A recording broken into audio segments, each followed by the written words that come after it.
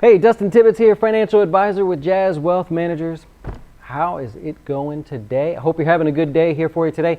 Hey, we're financial advisors here at Jaz Wealth, and we like to teach our customers. And so one of the things I'm hoping to start to do here is share some of that with you, right? Teach you a little bit as well. If it helps you out, maybe you'll consider working with us here at Jaz Wealth. We manage our own portfolios. We are all geeky on that respect. And to prove that we do what we say, all of our performance and everything of each portfolio is on our website. Keep in mind, we don't just invest you in one, right? Depending on your goals, we'll use a mix of them, keep you nice and diversified, but you can see the performance of each one if you like, as well as the objective and descriptions and all that. Yada, yada, sales pitch over. Let's get started. The S&P 500 is knocking on a 20% gain for 2019. As of now, right? Who knows, by the time this posts, maybe it's over 20%, but we're around 17.5 right now, sitting at all-time highs. You know, the NASDAQ is up about 23-24% as well, but more importantly, you know the markets are going to fall at some point, right? Like, we don't have to talk about that. Like, you know that markets go up and they go down, right? So we all expect things to fall, we expect them to go up. Should we do a separate video on that to explain that? I mean, it seems like that's okay, right? We understand that that happens. The problem is what you do when it does happen, and I want to give you some help with that today.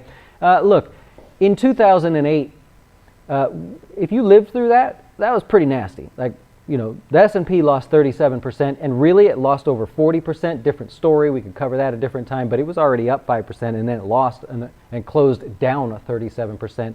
On the year, but it really lost over 40.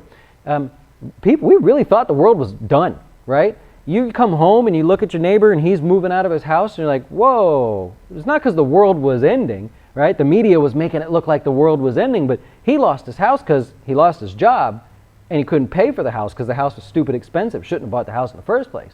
You see the guy down the street, his car was getting repoed, not because the world was ending, because he bought a ridiculously expensive car that he couldn't afford. Come on. Somebody, right? Somebody out there.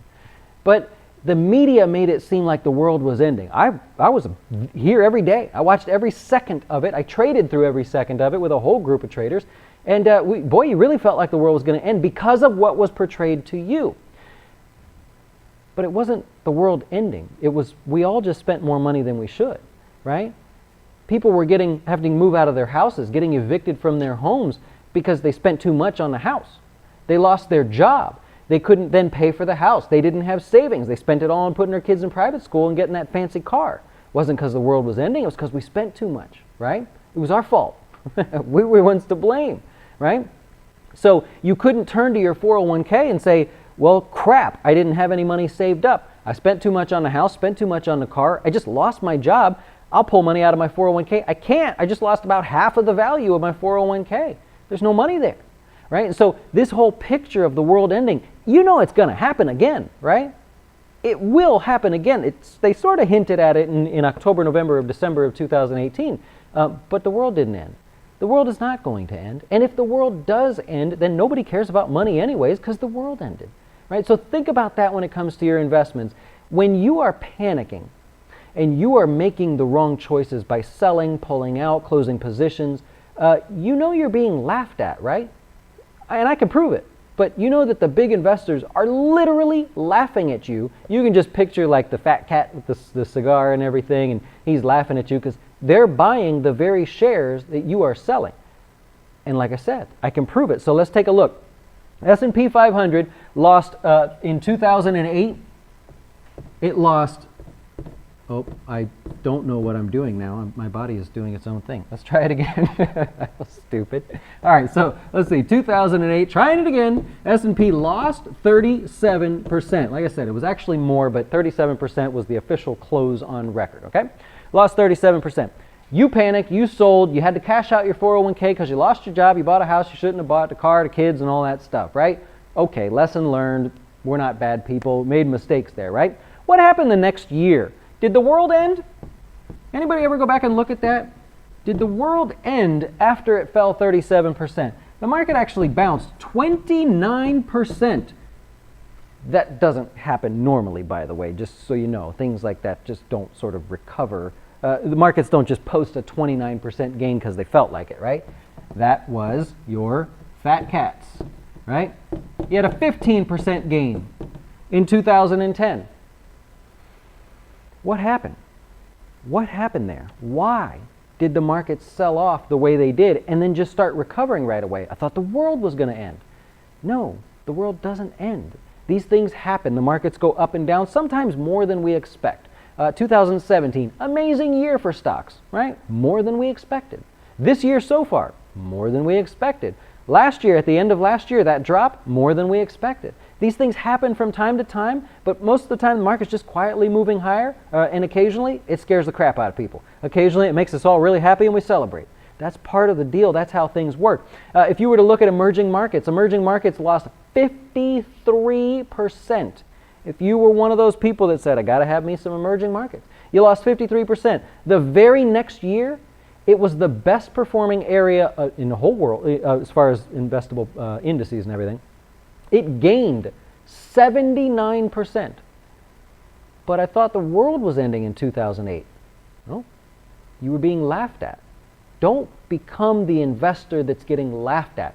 I say this now because we're at a period where things are good. I know I'm rambling a little bit, but the period is good right now. Things look really good, and so you are like a deer at the watering hole, right?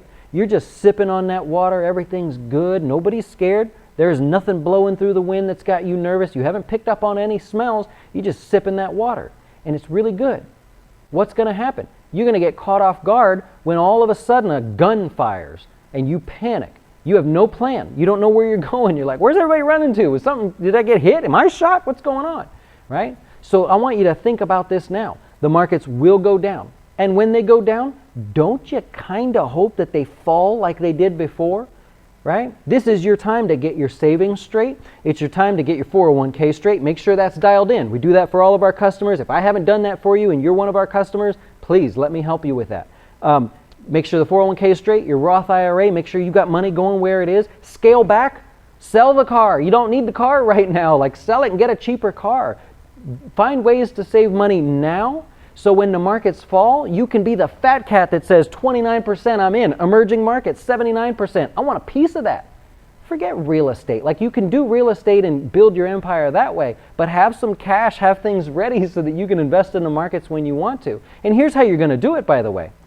I'm not supposed to tell you, but I'm just going to tell you how you're going to do it, right? Every one of our customers knows their number. They have a set number, right, that they need to invest every year. They can divide it up by week, month, however they like, but they know how much they need to invest to get to their goal. Everybody's got a different goal. Totally understandable.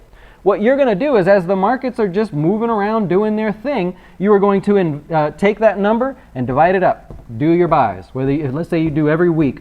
We tell our customers every week, do a small amount so that you total up to that goal, right? You're going to be on autopilot. I hope you are, right? You are with your 401k. And if the markets start to fall, instead of just keeping things on autopilot, you are now going to start saying, all right, I'm going to load up a little bit more, right? I'm going to invest a little bit heavier. Same amount, I'm just going to do it faster. And so on the way down, you're going to increase the amount that you're investing. You don't have to invest any more than whatever you need to get to your goal. I'm just saying you're going to change it. And you're going to say, I'm going to buy more. As the markets recover, go back on track, just doing like you do every week. Everything's fine. You can have fun with it. It's sort of a weird way of timing the market. You know how they say don't time the market? You can time your deposits. That's a lot of fun. Every time the markets fall, I tell my customers, that cone's wide, man. Let's get in there. Let's take advantage of this. Buy. Be the fat cat that buys. So that's really all I have for you today. I just want to share that with you from a point where we're all happy. See, if I do this video when the markets are falling, everybody's going to be like, oh, he's the advisor. He's supposed to do that. They tell you, oh, it's going to be okay. Just keep investing. It'll be fine. It doesn't matter to me, right? I want you to come at this from a period or a point of confidence. If you can think of your defensive strategy, which is really an offensive strategy, from a period of confidence, from a period of just pure excitement, right? No fear. There's nothing going on. Well, that'll help you think it through a little bit. And if you need help, you know where to find us. JazWealth.com. We're financial advisors, SEC, fiduciary, registered investment advisors, and we manage our own portfolios here. So you are working directly with the people that manage the investments. We don't buy mutual funds. We don't buy other outside products, no insurance products, no nothing. We back everything that we do for our customers here individually. So I hope that helps you there. just a little bit of a pep talk today. Enjoy the rest of your day. We'll be back at 5 o'clock, of course, to do the closing beat. That's our stock market update, where when things are ugly, I will walk you through it. And of course, I'm happy to help. So enjoy the rest of your day. See you. Why should you choose Jaz Wealth as your retirement or long-term investing service? Our portfolios are managed by us, not some faceless mutual fund manager. Our private classes will teach you everything about investing and getting your dough straight. Best of all, our fiduciary standard means your best interest comes before ours.